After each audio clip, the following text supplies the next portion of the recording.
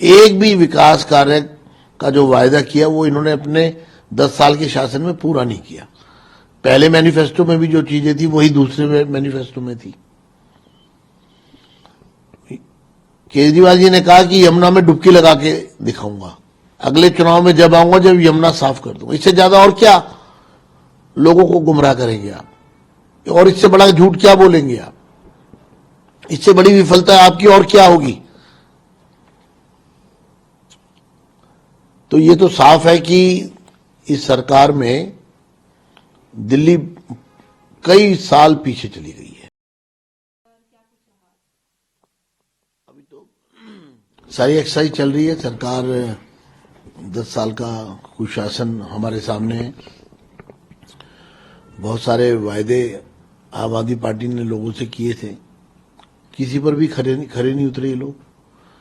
और दिल्ली में जिस तरह की अव्यवस्था आम आदमी पार्टी के शासनकाल में हुई है, जिस तरह से दिल्ली के विधानसभाओं में समस्याएं मुंह बाए खड़ी हैं, साफ रूप से हमारा ये मानना है कि आम आदमी पार्टी के विधायक पूरी तरह से विफल सिद्ध हुए हैं।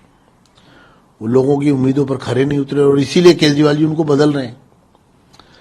इसीलिए केजरीवाल जी बाहर से लोगों को लेकर के आ रहे हैं। जिस पार्टी के 62-70 में से 62 विधायक जीते हों और 11 में से 6 टिकट उन्होंने कांग्रेस और आम आदमी पार्टी, कांग्रेस और भारतीय जनता पार्टी से लाकर लोगों को लड़ाया हो, यानी कि उनको दूसरी पार्टी के लोगों को तोड़कर लाना पड़ रहा है अपनी पार्टी से टिकट देने के लिए। इससे साफ जाहिर होता है कि आम आदमी पार्टी पूरी तरह से विफल सिद्ध हुई है। पीने का गंदा पानी, सीवर युक्त पानी की सप्लाई सरकार उसको ठीक करने में नाकाम सिद्ध हुई है। सैकड़ों करोड़ रुपए के घोटाले हैं, शीश महल है, क्या क्या गिनवाऊं आपको। मैं इसको चुनाव से जोड़कर नहीं देखता हूं। किसी भी पार्टी को इसको चुनाव से नहीं जोड़ना चाहिए। ये दिल्ली के अस्तित्व का प्रश्न है। क्या दिल्ली को हम बांग्लादेश बनने दें? क्या बांग्लादेशी घुसपैठिए जिस तरह से दिल्ली की व्यवस्था को अव्यवस्थित करने में लगे हुए हैं, किस तरह से अतिक्रमण हो रहे हैं, किस तरह से खुलेआम आम आदमी पार्टी के शासनकाल में उनके वोट बनाए जा रहे हैं, उनको फर्जी सर्टिफिकेट मुहैया कराए जा रहे हैं, उनको बढ़ावा दिया जा रहा है। और उसके पीछे की एक ही साजिश है कि ये आम आदमी पार्टी का वोट बैंक है, कांग्रेस का वोट बैंक है।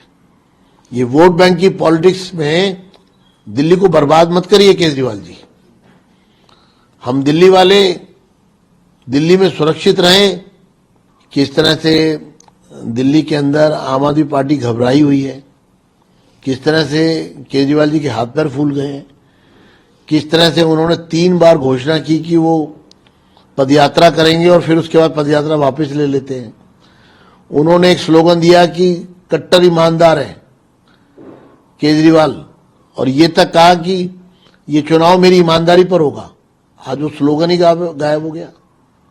जिस तरह से शीश महल में 28 लाख रुपए का टीवी, जिस तरह से करोड़ों रुपए का सामान, जिस तरह से